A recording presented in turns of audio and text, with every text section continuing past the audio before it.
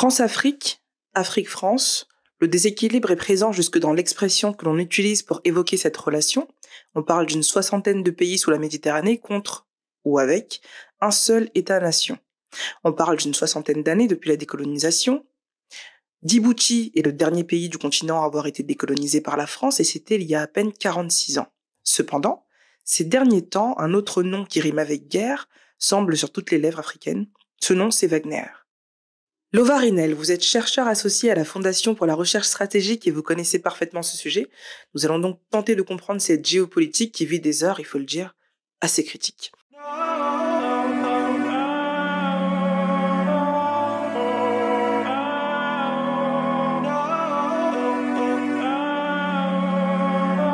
Les Trois Verts, le podcast.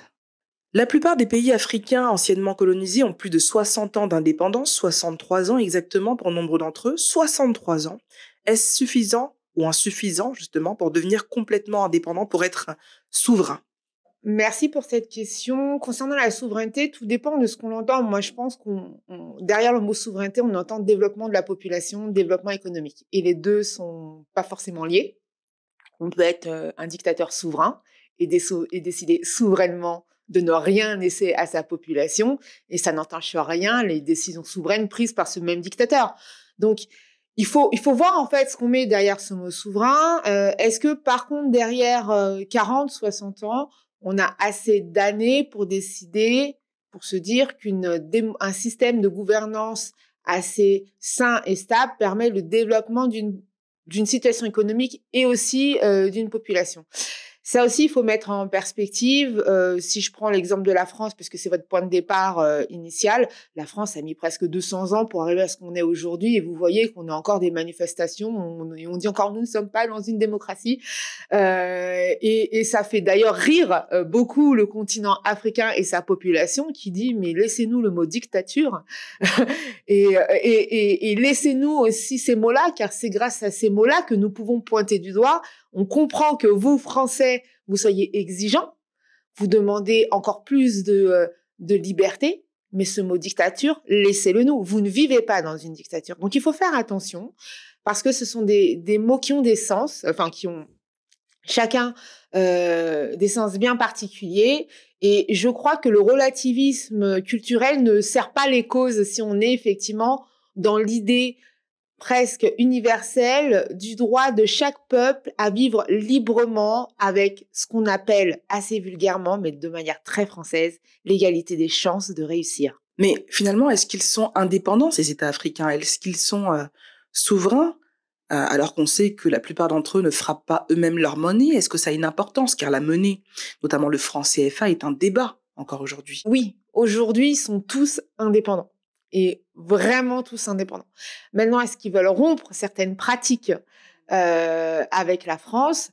Moi, je l'ai vu et je le vois dans mes recherches, je les vois aussi dans les interactions que j'ai et qui sont assez connues de tous avec l'Élysée dans le cadre de la relation Afrique-France.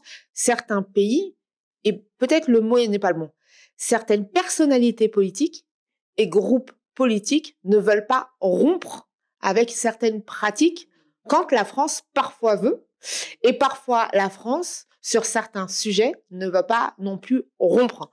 Et c'est toute la difficulté parce que je crois qu'on est face à une mutation et qu'il y a des vents contraires voilà, il faut se battre et il faut se battre, il faut pas lâcher. Et je crois que dans une certaine mesure, même la notion d'Africain n'est pas homogène. En fait, moi, je crois que je suis en opposition avec beaucoup de personnes ici en France, dites africaines, mais aussi beaucoup de personnes sur le continent dans le rapport qu'on souhaite avoir avec la France. Moi, je souhaite qu'il y ait une vraie coupure en termes de gouvernance, pas de coupure diplomatique, parce que ce n'est pas pareil. D'autres souhaitent une totale rupture avec plus rien, plus d'ambassade, plus rien. À la limite, pourquoi pas. Et d'autres souhaitent au contraire refaire naître la France-Afrique, alors que moi je m'y oppose totalement. Et ça on l'entend aujourd'hui. Et puis d'autres, pour des raisons clairement de pouvoir, finalement se disent que cette relation paternaliste, vous savez, c'est ce que je dis souvent, c'est que la xénophobie ou l'obsession migratoire en France, sa version africaine, c'est l'obsession française. Et donc, ces discours que nous entendons, ben, c'est pareil, en fait. Donc, moi, je dis des deux côtés, ça vous agace ce qu'ils font de l'autre côté? Bah, écoutez ce que vous dites, en fait. De l'autre côté, ça se répond. Et ça veut dire qu'il y a des névroses identitaires très fortes, parce que je crois que des deux côtés, les Français refusent, ont du mal à accepter leur part d'africanité. Et je crois que les Africains ont du mal à accepter leur part de francité à part entière. Et ça, c'est très difficile. La monnaie est un agrégat d'éléments financiers et politiques, dont la bonne gouvernance et l'indépendance.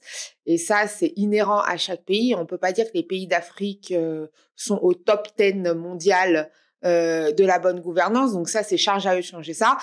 Ensuite, pour la gouvernance de la monnaie, je vais être très, très, très mauvaise foi, mais l'euro est une monnaie unique sur une zone. J'ai pas l'impression que on parle de non-souveraineté aujourd'hui en Europe, alors que, rappelez-vous, dans les débats français, quand l'euro est arrivé, on parlait de perte de souveraineté.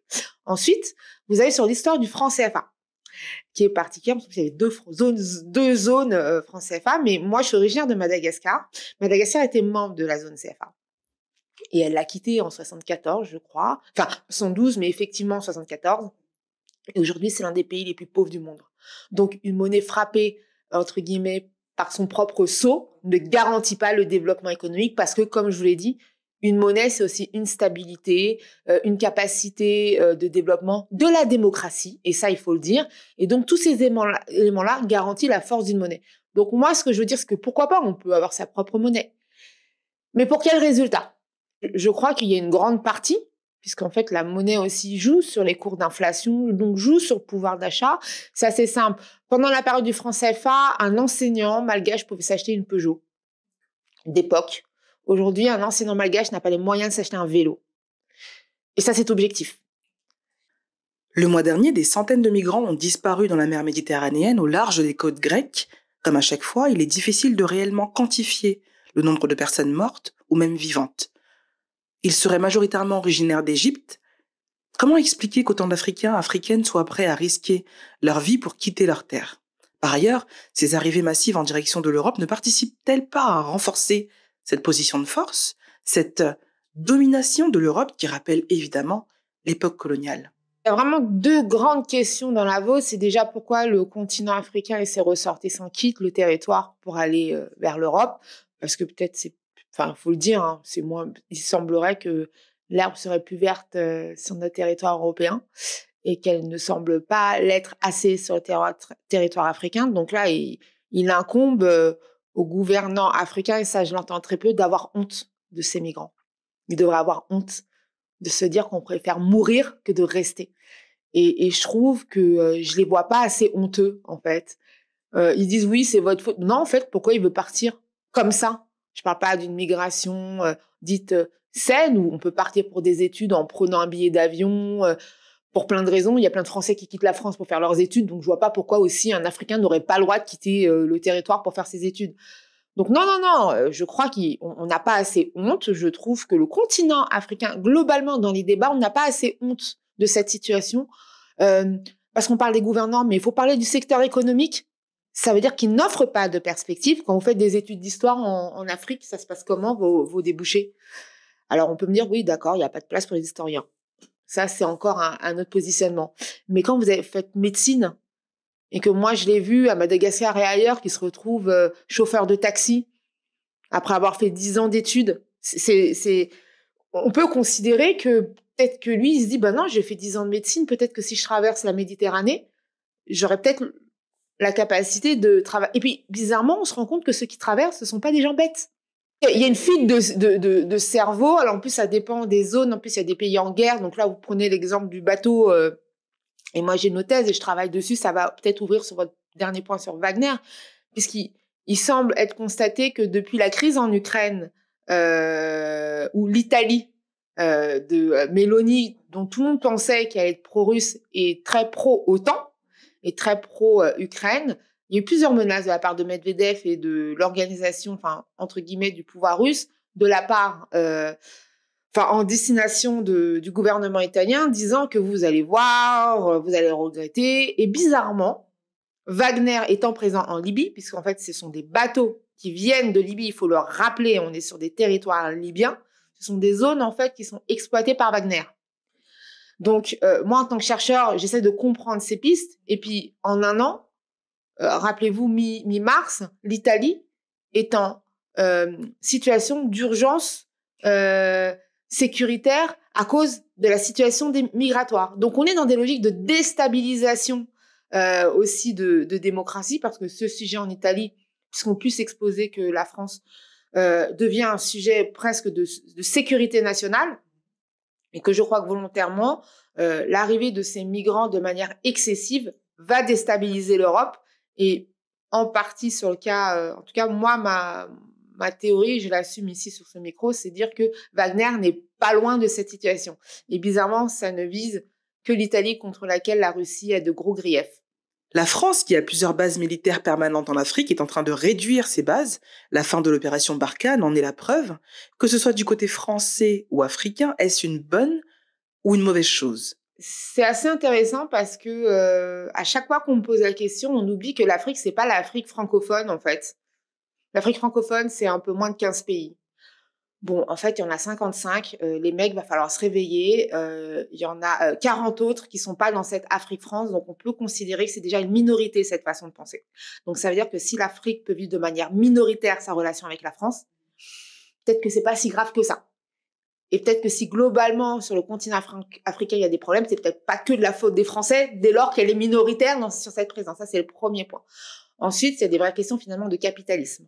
Se dire que ces rapports léonins qu'on a avec des grandes firmes qui parfois dépassent les États, mais qui sont souvent liés, leur logique prédatrice sur le continent n'ont de complices que les gouvernants qui laissent ces prédateurs, puisqu'ils s'enrichissent ensemble, et on revient sur notre question de départ, cette gouvernance et cette souveraineté, il faut le rappeler, c'est souverainement que les États laissent ces entreprises en fait dépouiller un peu les perspectives du pays, parce que c'est pas que les richesses du pays, parce qu'en vrai le pétrole, si vous n'avez pas une ingénierie, donc des RH, si vous n'avez pas mis des universités pour former vos ingénieurs, si vous n'avez pas été capable de créer une industrie pour le pétrole, encore une fois, qu'avons-nous raté dans notre réflexion de formation? Parce qu'on a beau critiquer entre guillemets le blanc, l'européen, il a bossé lui ses écoles d'ingénieurs, hein. Entre la première goutte d'huile et Total, il y a des années d'industrie, de travail, d'investissement des ressources d'État pour financer des universités, pour arriver à des ingénieries de ce niveau. Aujourd'hui, on n'en a pas. Ça fait 60 ans pour certains pays, 40 ans si on prend le dernier, effectivement, d'indépendance. Je connais pas une université africaine qui fait pâlir Polytechnique ou d'autres universités par ailleurs sur des sujets, on va dire ponts et chaussées, sur des sujets d'ingénierie. Moi, je veux pas condamner les gens, comme je vous disais tout à l'heure, le médecin qui a fait un bac plus 10, qui a envie d'être cardiologue, faut peut-être lui foutre la paix et vouloir être cardiologue et des chauffeurs de taxi ou ferronnier dans son bled parce qu'il n'y a pas d'autres moyens. Moi, je l'ai vu, ça. Donc, je suis pas là pour dire... moi, je comprends, en fait, l'envie d'émancipation. Je l'ai moi-même dans ma propre histoire, alors que je suis née, j'ai grandi en France, parce que j'ai grandi dans les quartiers. Donc, j'ai cette histoire. Je vais pas... C'est parce qu'on m'a décidé de m'assigner à telle résidence que je vais y rester. Donc, quand je vous parlais d'égalité des chances, finalement, ce qu'on voit des migrations globalement, cette réflexion des filets cerveaux, c'est l'égalité des chances. C'est aussi simple que ça. Et c'est vrai que ce qui est vraiment, à mon sens, scandaleux, si je retire ma casquette de chercheur, mais peut-être de citoyenne de cette relation franco-africaine, ce qui est vraiment révoltant, c'est que si je mets le Maroc de côté, c'est vraiment particulier, quasiment tous les autres pays n'ont pas investi. Alors, je mets l'Égypte et l'Afrique du Sud à part, le Ghana un peu, ils ont avancé, le Nigeria, pardon, je les ai oubliés, le Rwanda. Vous voyez, il y a des pays qui sortent, qui restent minoritaires. De l'éducation naissent les grandes nations. Et on n'investit pas dans l'éducation. Les taux d'analphabétisme sont scandaleux. encore. La déscolarisation des filles, la non-scolarisation des filles, c'est sur notre territoire, en fait, que ça se passe.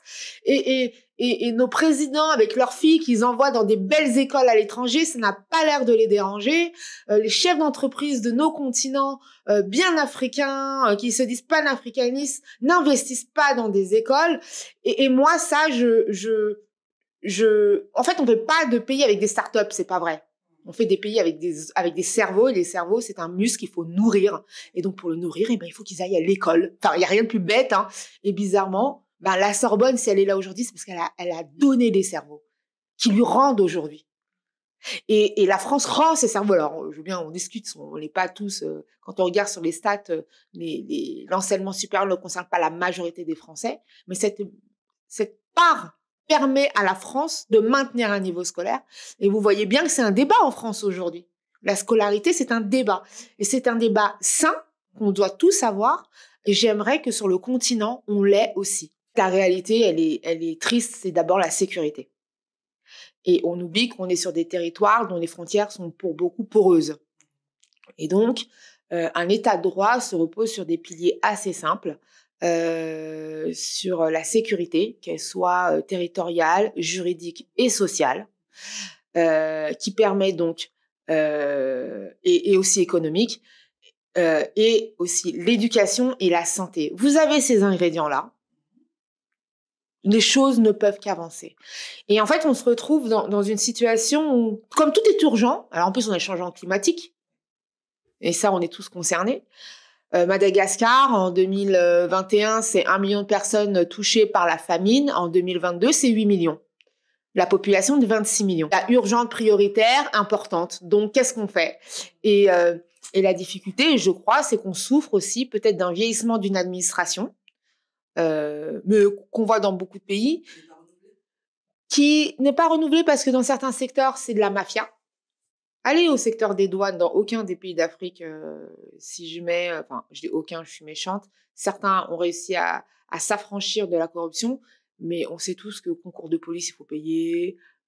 Pareil pour les douanes, les impôts, laissez tomber.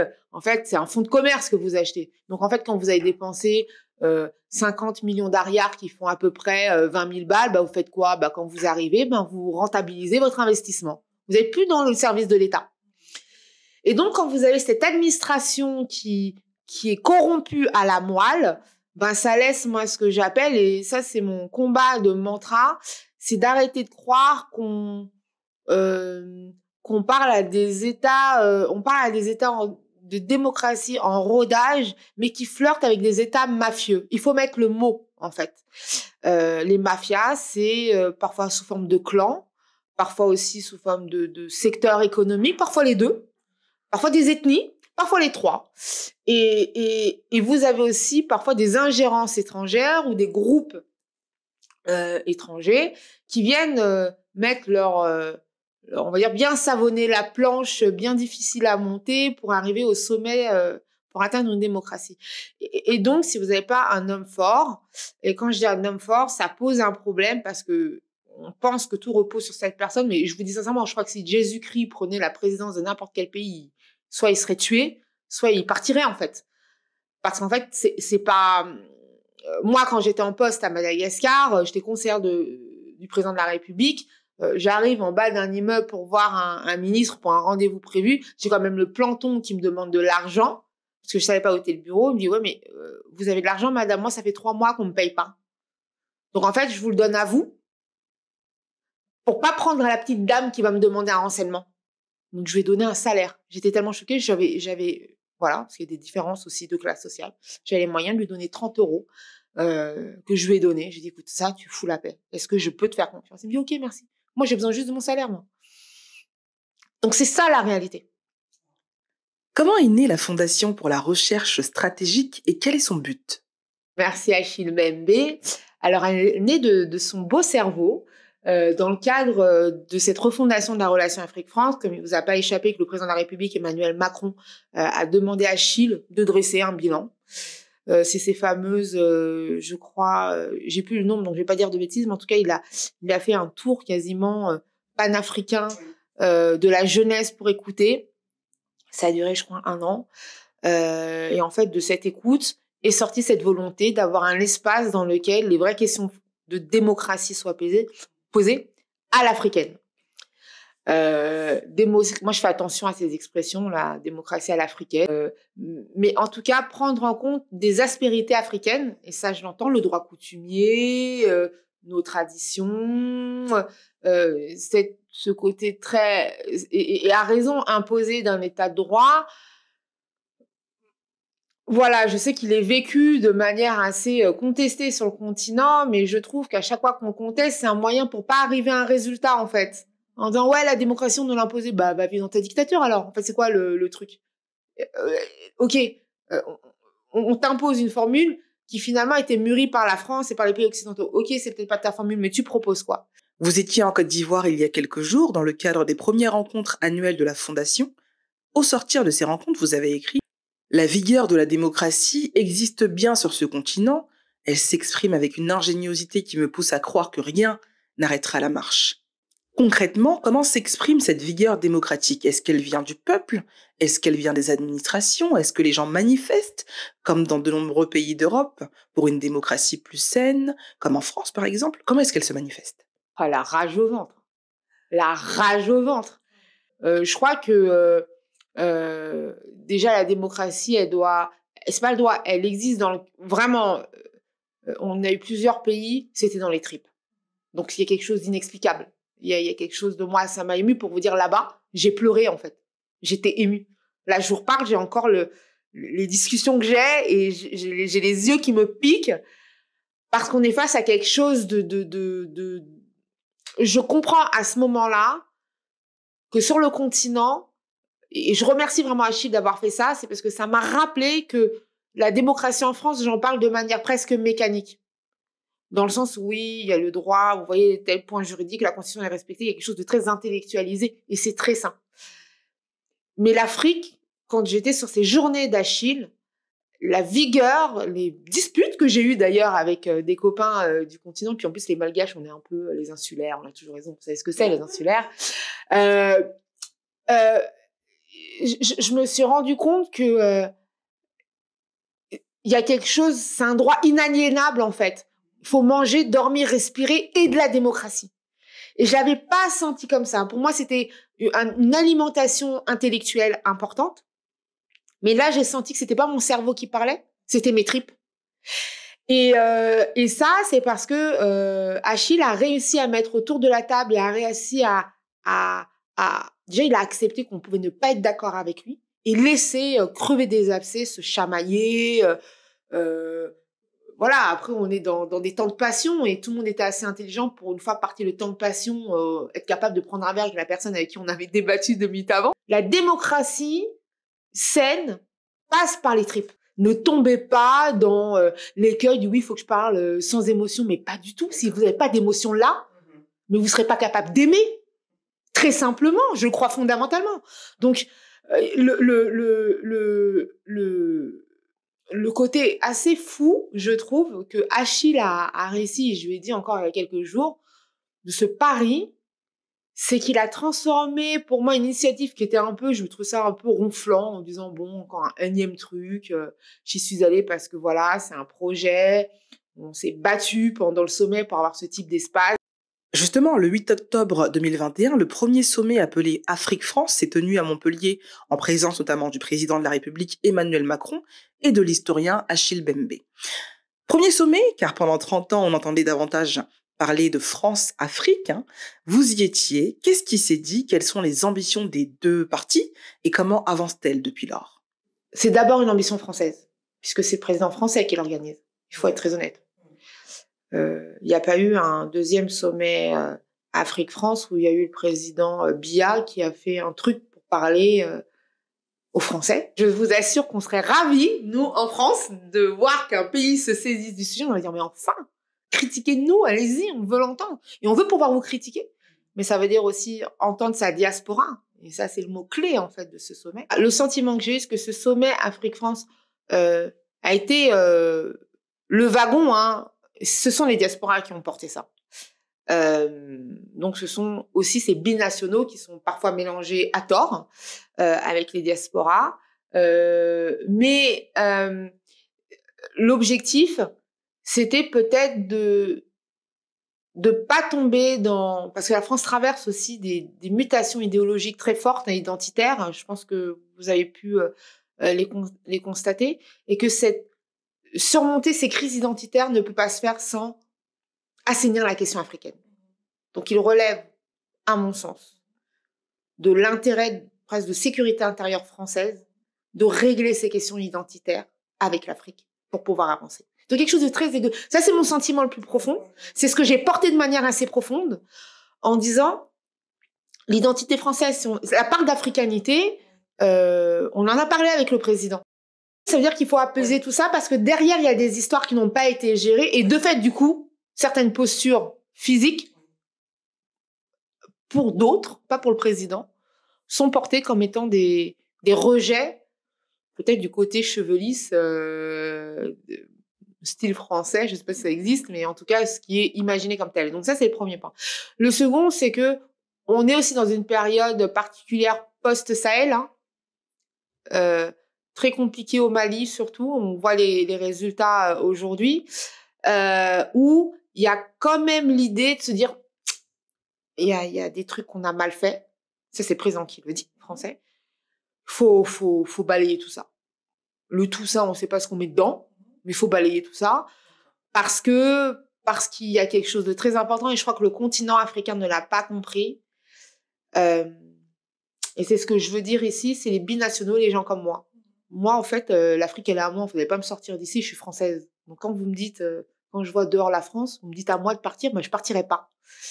Et donc, il y a des histoires humaines derrière. Et on peut pas vivre dans la haine, en fait. La haine appelle la haine, c'est pas moi qui l'invente. Et l'histoire l'a prouvé que ce dogme demeure. Non, peut-être il y a des histoires de respect à régler, d'ego, qui cachent derrière le mot racisme profond, mais aussi beaucoup de susceptibilité, d'hypocrisie et de rente politique africaine sur ces sujets-là. Et en fait, une relation, ça change à deux. Force est de constater que seule la France veut changer ses relations. Donc, c'est très difficile. Et qu'il y a beaucoup de vents contraires. Beaucoup de vents contraires. Et qu'en fait, si vous avez en face des gens qui veulent pas que ça change, quand on fait des gestes, on veut avancer et que on dit non, c'est pas vrai, en fait, comme tout le monde, vous épuisez les dynamiques. Moi, j'essaie de faire en sorte de dire non, vous inquiétez pas. Il faut tenir. C'est compliqué, mais il faut tenir. Afrique et France sont-elles indissociables ou sommes-nous au contraire en train de voir l'Afrique rentrer dans une autre ère de dépendance, celle de la Russe-Afrique ? La France, qui a plusieurs bases militaires permanentes en Afrique, est en train de réduire ses bases. La fin de l'opération Barkhane en est la preuve. Que ce soit du côté français ou africain, est-ce une bonne ou une mauvaise chose ? Déjà, c'est une chose demandée. Donc, manifestement, le Mali l'ont demandé. La présence militaire, c'est des questions de sécurité. Je sais pas, vous avez vu, encore quelques jours, on a des attaques sur les zones maliennes. Si on comprend bien, le fait d'avoir, entre guillemets, chassé la France des terres maliennes est un acte souverain, mais ce n'est pas forcément un acte stratégique. Ça dépend. En fait, je sais que ça, c'est un discours qu'on entend mal ou peu en Afrique, mais oui, en fait, la France peut vivre sans le Mali. Qui est pas de problème à l'entendre.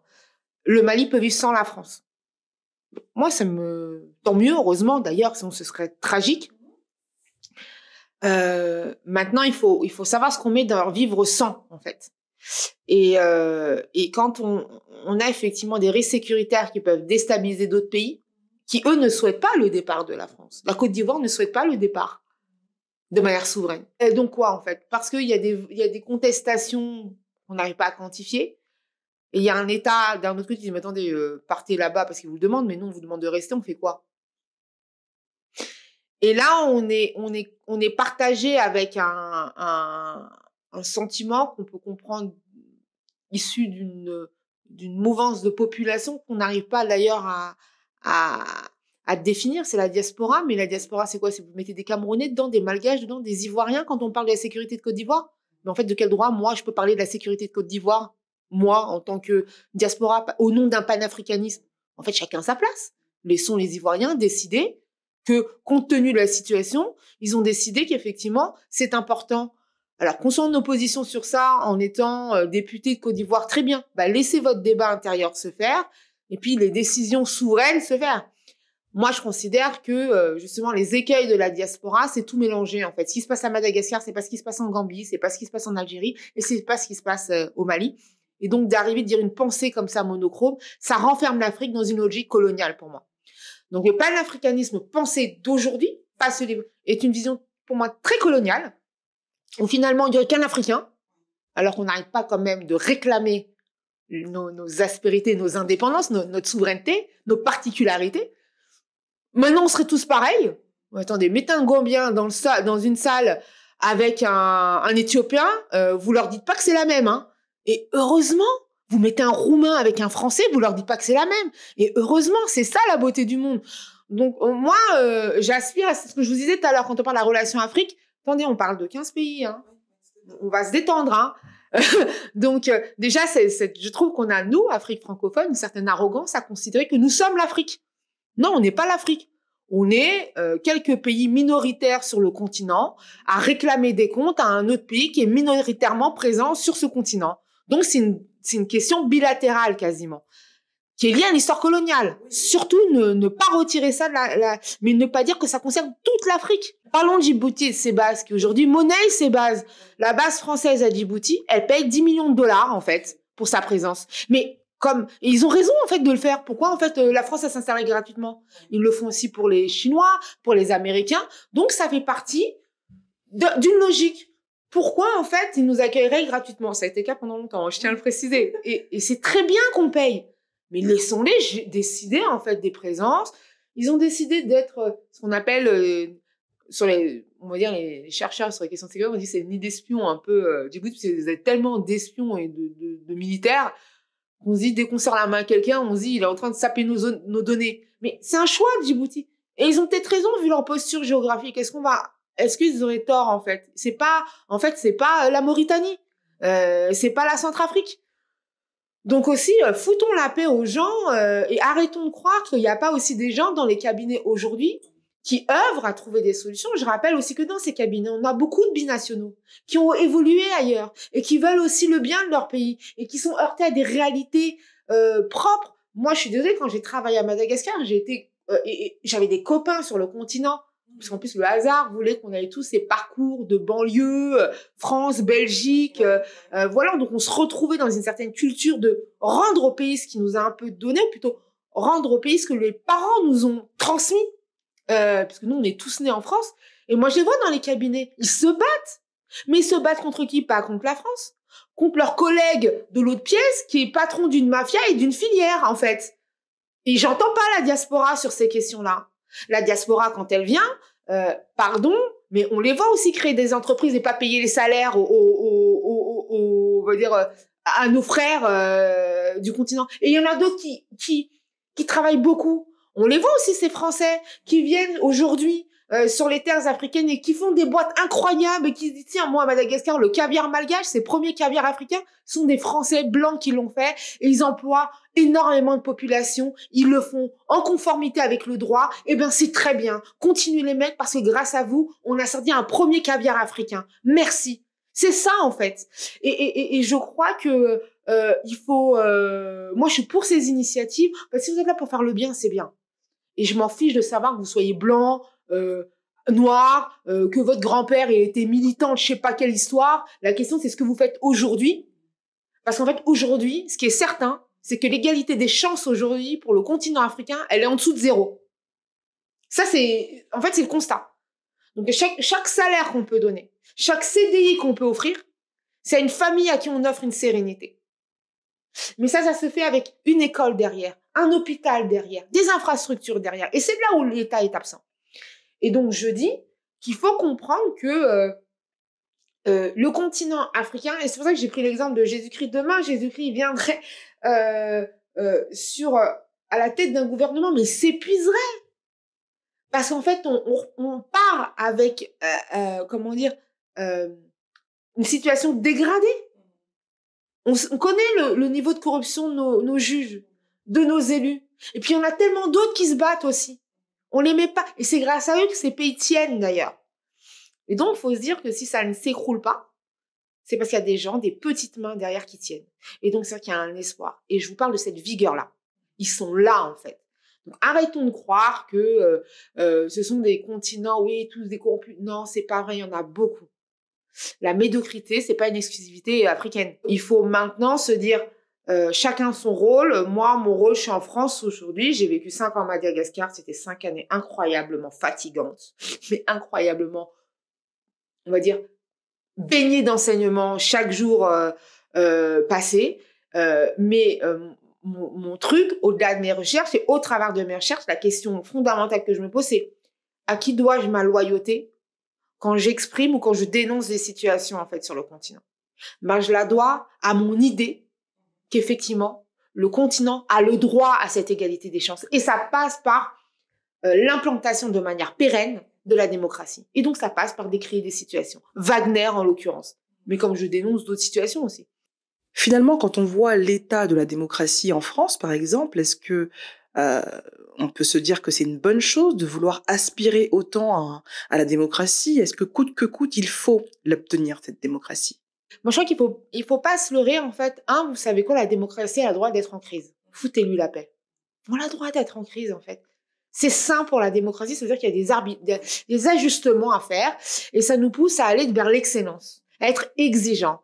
Et les crises sociales, c'est le fruit d'un rendez-vous manqué entre l'État et sa population. Et l'espace démocratique doit permettre de réguler cette crise. Donc en France, vous faites des émeutes, ça dure 3 jours, et regardez, on repart. Et puis on trouve des politiques, on trouve des solutions. Sur le continent, ça met un peu plus de temps, c'est plus compliqué, ça peut arriver à un renversement de pouvoir. C'était le cas à Madagascar en 2009. Les petites manifestations, c'est devenu... au départ, c'était une contestation de publicité sur la ville de Tana. Enfin, je veux dire, ça partait de rien. On ne conçoit pas en France que pour une pub, des interruptions de publicité, vous allez avoir des émeutes qui vont créer ce qu'on appelle, pour moi, tragiquement des événements. Moi, j'appelle ça une révolution, mais c'est un autre sujet. Et donc, du coup, ça veut dire que les institutions ne sont pas implantées. Et donc, le vrai sujet, l'urgence pour moi, c'est les institutions, c'est notre justice.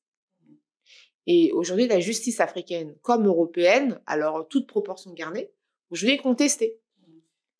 Parce qu'elle paraît ne pas répondre à des besoins, ou du moins, pas des besoins, parce qu'on peut perdre en justice, tout le monde peut le comprendre.